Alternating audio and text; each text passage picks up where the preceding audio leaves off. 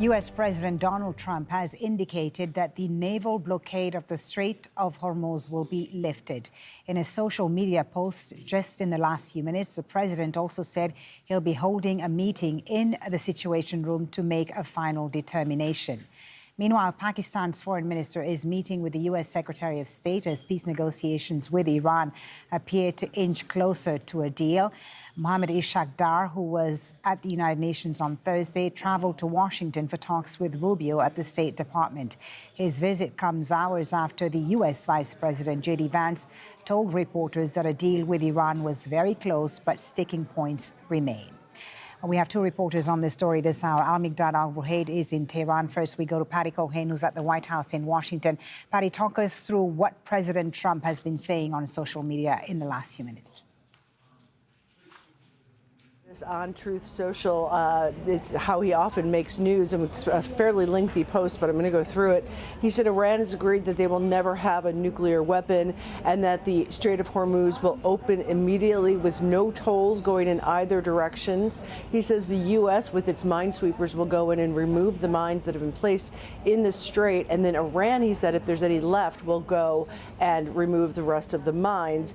The naval blockade is lifted, as he mentioned. As you know, the U.S. put that naval blockade in place to blockade Iranian ships, not the other ships that were behind the blockade of the strait.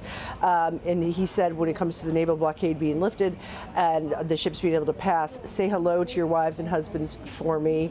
And he said the U.S. is going to remove what he calls the nuclear dust that's been buried. Obviously, that first mission that the U.S. attacked the enrichment sites is believed to be buried under a mountain. He says the U.S. and China are the only countries with the equipment to remove that, and he said the U.S. will do that with Iranian help, along with the International Energy, the IAEA.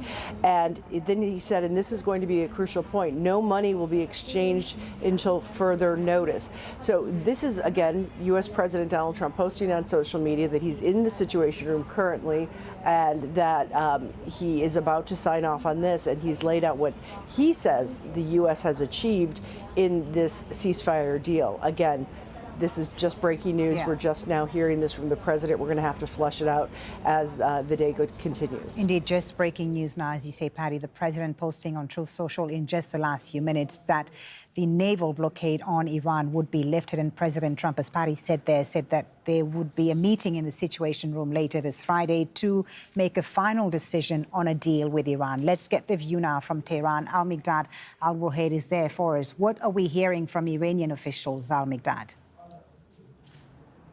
Well, actually, the news coming from the U.S. is saying that there's a major progress on the talks between both sides, and we are right now just waiting for that to implement on the ground. This what Iranian demand. This is what they are called a fundamental demand for them to go further with the negotiations. Over the past few weeks, they are describing that naval blockade as an act of war, an act of piracy, and also they are saying that it's a major and fundamental demand to go further with the negotiations, and in return of that, from what we understand, if the naval blockade is being lifted, in return of that, the Strait of Hormuz will be reopened from their sides. But we do have a very strong message coming from the top negotiator and the Speaker of the Parliament a couple of hours ago. He's speaking about the whole message about Iranian. They are saying that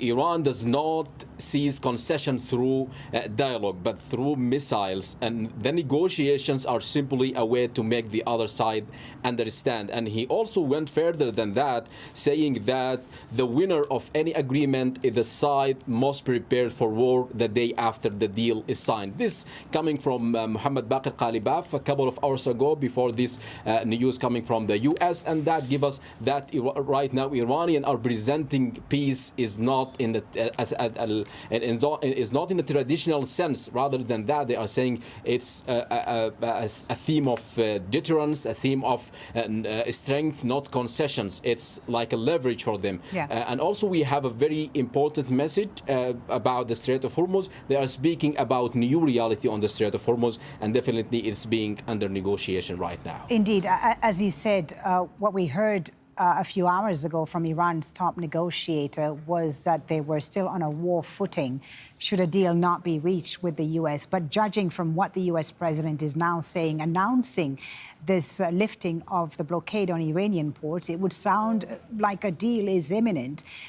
In terms of the Strait of Hormuz now, Almigdad, what would Iran have agreed to in order for the U.S. to agree to lift its blockade on Iranian ports? Well, actually, we don't know the exact deal behind the scene, but from what we understand, Mohammed Baqir Qalibaf and also the foreign ministry's Abbas Araqchi, a couple of hours ago, he engaged a sensitive talk with his counterpart Ommani, speaking about that reality on the Strait of Hormuz, and that gives us a sense of how Iranian right now think about the post-war reality on the Strait of Hormuz. He said that with the line of the international law and the sovereignty between both countries, and also lift the door open to other regional states to negotiate about the Strait of Hormuz. And definitely they are presenting that they are giving security service for the shipping lanes, for the traffic of maritime there, and also the tolls and the fees that imposed on that.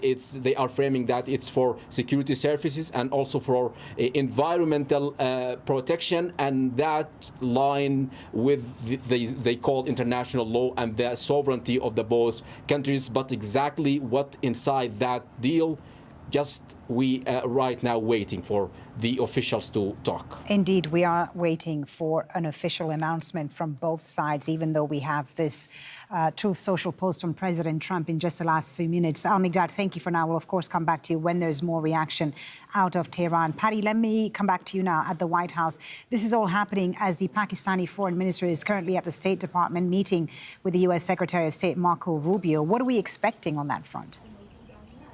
We expect that we've already seen what we're going to see. The two men came out, shook hands, walked back into their meetings. We're not expecting any sort of on-camera or even behind-the-scenes briefing from either the Pakistani foreign minister or the U.S. Secretary of State. And again, I apologize. It is breaking news. I misread that Truth Social post from the president earlier when he said the U.S. has already, in his words, gotten rid of most of the mines in the Strait of Hormuz, and he said any that are left, Iran will take care of detonating those and getting rid of those. So again, this is just breaking news, a tweet, Truth Social post from the president.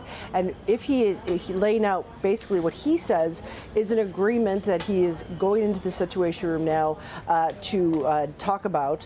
But if the wish list that he put out that he says is in this agreement is pretty much everything that the U.S. has demanded, with none of the concessions that Iran has. So it's important to point out this is just coming from the U.S. president, from his perspective.